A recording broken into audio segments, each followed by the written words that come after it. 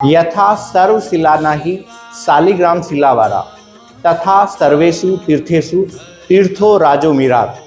ये पंक्ति है केदारखंड की। स्कंद पुराण के केदारखंड में ये वर्णन है कि जिस प्रकार सभी शिलाओं में शालिग्राम शिला सबसे पवित्र है, उसी प्रकार सभी स्थानों में केदारखंड सबसे पवित्र है। नमस्कार दोस्तों, मैं अनुज सोम स्वागत करता हूं आपका फिर से एक नए वीडियो में। आज हम बात करेंगे उत्तराखंड के एक पवित्र स्थान श्रीनगर की। उत्तराखंड जहां पर कण कण में भगवान विराजमान हैं। उत्तराखंड के विषय में कहावत ये है कि उत्तराखंड को देवभूमि कहा जाता है। देखिए, वैसे तो पूरे हिमालय को ही देवभूमि कहा जाता है, लेकिन उत्तराखंड का वर्णन स्कंद पुराण के केदारखंड में हुआ है, जिसमें अलग अलग भागों में अलग अलग तीर्थों की महिमा का वर्णन किया गया है। तो हम आज श्रीनगर की बात करेंगे। श्रीनगर की कहानी शुरू होती है स्कंद पुराण के केदारखंड से। स्कंद पुराण के केदारखंड में श्रीनगर को श्री क्षेत्र के नाम से जाना जाता है। देखिए, श्रीनगर नामक स्थान भारत में दो राज्यों में है। एक जम्मू कश्मीर का श्रीनगर, जो पूरे भारत में विश्व प्रसिद्ध है। साथ ही साथ दूसरा श्रीनगर उत्तराखंड में स्थित है। इस उत्तराखंड वाले श्रीनगर की जानकारी काफ़ी कम लोगों को है। जो चार धाम की यात्रा करते हैं उन्हें इस स्थान के बारे में पता है, नहीं तो ज़्यादातर भारत के अधिकांश लोग जम्मू कश्मीर के श्रीनगर को तो जानते हैं, लेकिन उत्तराखंड में भी एक श्रीनगर है, इसकी जानकारी काफ़ी कम लोगों को है। तो आज मैं जो चर्चा करूंगा ये उत्तराखंड के श्रीनगर की होगी। देखिए, श्रीनगर जाने के लिए दो मार्ग हैं। एक मार्ग ऋषिकेश से होकर जाता है। ऋषिकेश से लगभग 108 किलोमीटर की दूरी पर श्रीनगर स्थित है, जबकि दूसरा मार्ग कोटद्वार पौड़ी होकर जाता है। कोटद्वार से श्रीनगर की दूरी 137 किलोमीटर है। श्रीनगर पहले गढ़वाल जो राजा हैं उनकी राजधानी हुआ करता था। ऐसा था, 15वीं शताब्दी में एक राजा हुए हैं अजय सिंह। अजय सिंह के द्वारा देवलगढ़ को छोड़कर श्रीनगर को राजधानी बनाया गया था। ये श्रीनगर राजधानी 15वीं शताब्दी में बनी और यहाँ पे ये परमार वंश के राजाओं ने शासन किया। इन राजाओं ने 1803 तक यहाँ पर शासन किया था।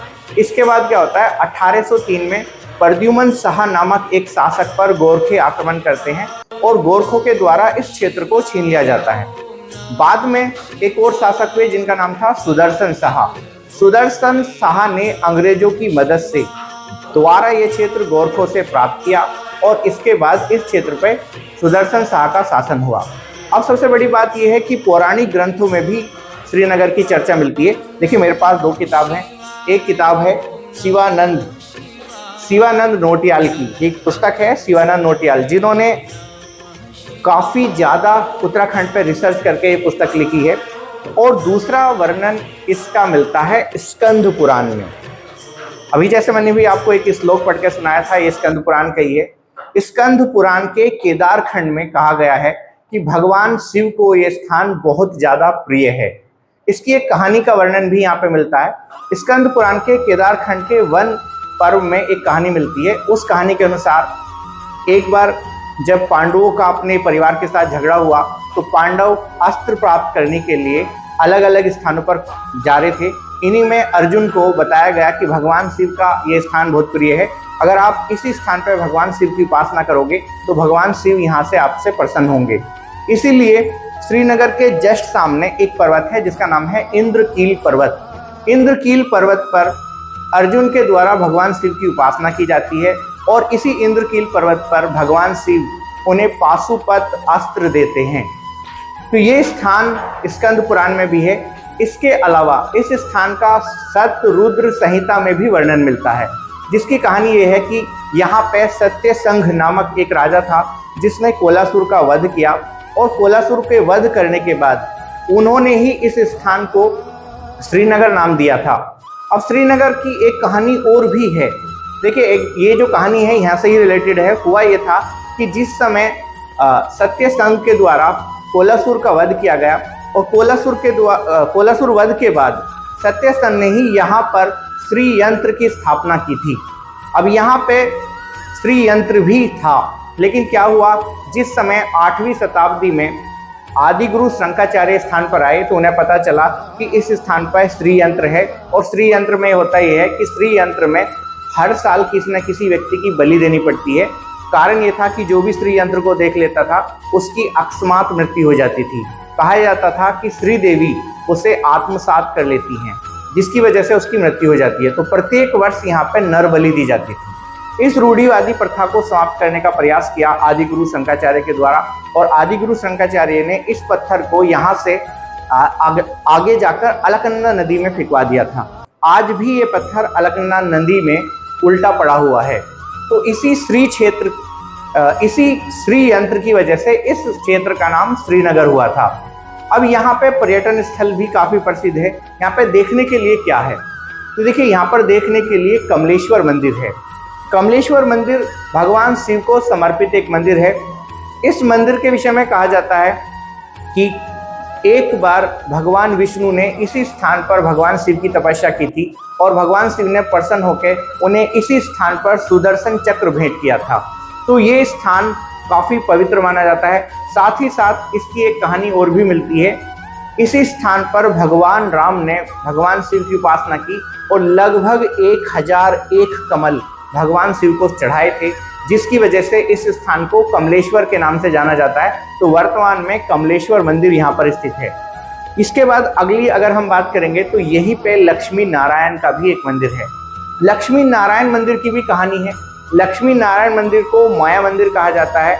कारण ये था कि एक बार क्या हुआ, जब भगवान राम का जन्म होना था तो राम के जन्म होने से पहले एक अलौकिक घटना घटित हुई, और कहानी के अनुसार ये था कि एक बार क्या होता है, नारद मुनि भी शादी करने के लिए इच्छुक होते हैं। तो नारद मुनि के मन में शादी की जो इच्छा जागृत हुई थी वो इसी स्थान पर जागृत हुई थी, ऐसी यहाँ की प्रचलित मान्यता है। तो नारद मुनि वैसे तो ब्रह्मचारी थे, लेकिन उनके मन में भी एक बार क्या हुआ, शादी का मन बना उनका, और उसके बाद आगे चल के इसी स्थान पे एक जगह है नारद कुंड। नारद कुंड में जब उनकी मन में इच्छा जागृत हुई और उन्हें लगा कि वे सबसे ज़्यादा सुंदर व्यक्ति हैं, तो सुंदर व्यक्ति होने के बाद क्या हुआ, वे एक स्त्रियों की सभा में गए और वहाँ पे शादी करने के लिए उन्होंने स्त्रियों से इस चीज़ की प्रार्थना की। लेकिन उन स्त्रियों ने नारद का मजाक उड़ाया। अब उन्हें पता नहीं था कि उनका मुंह बंदर के रूप में भगवान ने कर दिया था। तो जब वे वापस आए और इस स्थान पे एक कुंड बना हुआ है, उस कुंड में जब उन्होंने अपना चेहरा देखा तो चेहरा देख के उनके मन में बहुत नफरत पैदा हुई। कारण ये था कि उनका चेहरा बंदर के रूप में भगवान ने कर दिया था। ये महिमा थी।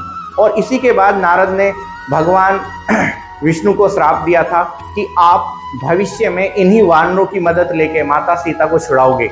यही कारण था भगवान राम का जन्म हुआ, क्योंकि विष्णु को ये श्राप नारद मुनि के द्वारा दिया गया था। तो यहीं पे आगे चल के एक स्थान है नारद कुंड।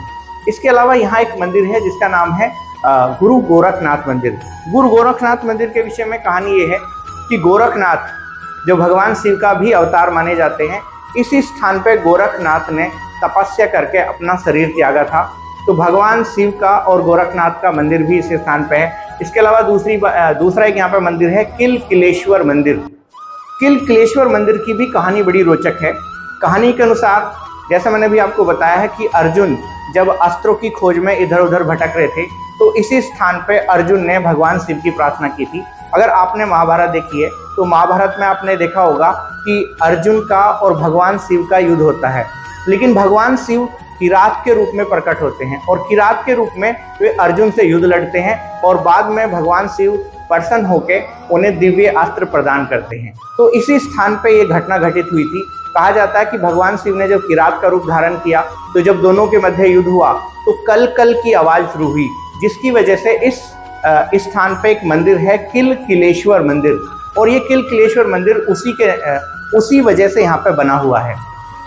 इसके बाद यहाँ पे आगे चल के जैसे ही श्रीनगर से आप बद्रीनाथ की ओर बढ़ोगे तो आगे चल के अलकनंदा नदी में एक मंदिर है, और ये मंदिर है धारी देवी का मंदिर। धारी देवी उत्तराखंड में सबसे पवित्र मंदिरों में से एक है। कहा जाता है कि 2013 की जो उत्तराखंड में त्रासदी आई थी उसके लिए यही मंदिर जिम्मेदार था। कारण यह है कि श्रीनगर में अलकनंदा नदी पर एक बांध बनाया जा रहा है, और इस बांध का पानी रिजर्व करने के लिए ये मंदिर को अपने स्थान से हटा दिया गया था, और इसी वजह से माता यहाँ पे नाराज हुई। इस मंदिर के विषय में प्राचीन मान्यता ये है कि काली मठ का एक पत्थर इस स्थान पर तैरता हुआ आया और वो इसी स्थान पर जाके विराजमान हुआ था।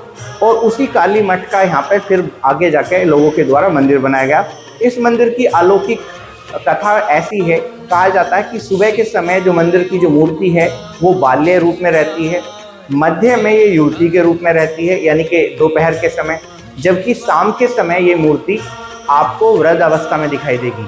और इस मूर्ति के विषय में यह है कि अगर कोई इस मूर्ति को स्थानांतरित करता है तो भगवान शिव नाराज हो जाते हैं। जैसे मैंने अभी आपको बताया कि 2013 में जो त्रासदी उत्तराखंड में आई थी, उसमें केदारनाथ में और बद्रीनाथ में और उत्तराखंड के अन्य स्थानों पर काफ़ी लोग मारे गए थे। तो उसका कारण कुछ लोगों के द्वारा ये बताया गया कि इस मंदिर को अपने स्थान से हटा दिया गया था। इस वजह से भगवान शिव नाराज हुए और उन्हीं के प्रकोप से इस पूरे उत्तराखंड के अलग अलग स्थानों पर त्रासदी हुई थी। तो ये थी हमारी आज श्रीनगर की सीरीज। बहुत बहुत धन्यवाद।